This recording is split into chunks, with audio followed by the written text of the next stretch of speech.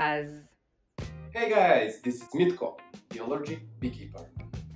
And I'm Jen, just being myself. So honey, where does the phrase busy as a bee come from? Well, to answer that, I'll have to paint the whole picture of the life of a bee. From the moment a worker bee egg is laid, it takes 21 days for it to hatch into a mature worker bee. She goes to work immediately cleaning and polishing the cells for the queen to lay her eggs in, and for food storage. And on day 4 or 5, she starts to feed the brood. Whoa, that's fascinating. I only started babysitting when I was 14. Then what happens next? At about 10 to 12 days old, the worker bee will start producing beeswax from her wax glands in her abdomen, and she'll start to construct and repair the honeycomb. Did you know that it takes 12 hours for a worker bee to produce just 8 flakes of wax? And to put that into context, it takes about 1 million flakes of wax just to produce 1 kilogram of beeswax. Bees' physiology is just so amazing. And did you know that consuming beeswax can actually help you clean toxins from your body? Ah. That's why it's so healthy to eat honeycomb. So what other jobs are there in the hive? Oh, different jobs like removing debris, which also includes dead bees, regulating the hive temperature and airflow through either huddling if it's too cold or fanning with their wings if it's too hot, and also guarding the hive entrance from any intruders. Whoa, there is a lot of work inside the hive, and we haven't even talked about foraging yet. Right, so lastly and most importantly, bees need to forage for nectar to produce honey.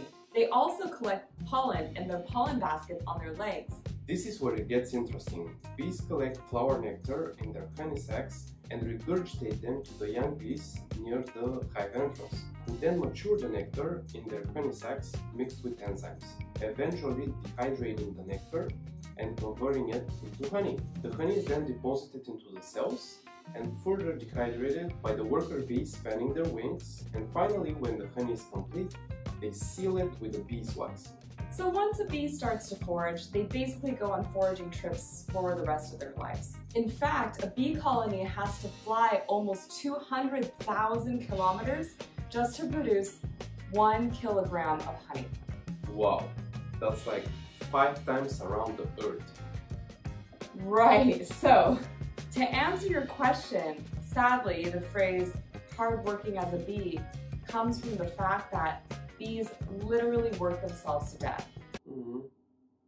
Yeah, their wings wear out from all the flying, and more often than not, they never make it back to the hive. So how long do bees usually live for? It depends on the time of year. So for example, during the summer when it's foraging season, bees might live 6 weeks. But in the winter, bees can live up to 6 months inside of the hive. But the exception is the queen, which can live up to 5 years. Yes, but her average productive lifespan is just the first 2 to 3 years. And that's why a lot of beekeepers, professional beekeepers anyway, will replace their queens after 2 or 3 years so that she's laying a lot of eggs. And by a lot of eggs, I mean a queen bee can lay up to 1 million eggs in her lifetime. Wow, so even the queen is workaholic. Are there any lazy bees?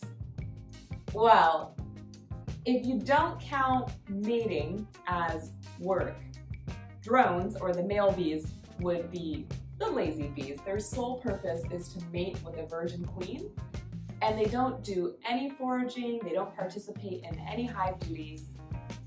The sad part is, when they are successful in mating with the queen bee, it ends their life.